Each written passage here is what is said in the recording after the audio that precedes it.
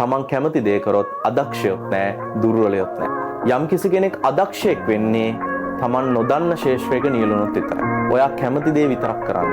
මේ ලෝකේ අදක්ෂ ඒ වගේම දුර්වල මිනිස්සු කියලා જાතියක් නැහැ. යම් කිසි පුද්ගලයෙක් දුර්වල වෙන්නේ එයා කරන කාර්ය උනන්දුවෙන් උත්සාහයෙන් කරන්නේ නැත්නම් විතරයි. යම් කිසි කෙනෙක් අදක්ෂයෙක් වෙන්නේ තමන් නොදන්න ශේෂ්ත්‍රයක නියැලුණොත් විතරයි. ඔයා ඉස්සරහට යනවා නම්, අනාගතේ ඉදිරියට යනවා නම් ඔයා කැමති දේ විතරක් කරන්න. අනිත් අය කියන දේවල් නෙවෙයි, තමන්ගේ හිතට එකඟව තමන් කැමති දේ කරන්න. ඔයාගේ ජීවිතේ අනිත් අය කියන දේවල් අහලා ආපස්සට ගන්න එපා. ඔයා කැමති දේ කරලා ඉස්සරහටම යන්න. ඔයා කැමති වාහන හදන්න නම් ඔයා වාහන හදන්න. චිත්‍ර අඳින්න නම් ඔයා චිත්‍ර ඇඳලා ඉස්සරහට යන්න. ඔයා කැමති සින්දු කියන්න නම් ඔයා සින්දු කියලා ඉස්සරහට යන්න. තමන් කැමති දේ කරොත් අදක්ෂයොත් නැහැ, දුර්වලයොත් නැහැ. ඒක උනන්දුවෙන් කරන්න. ඒක තමයි දියුණුවේ රහස.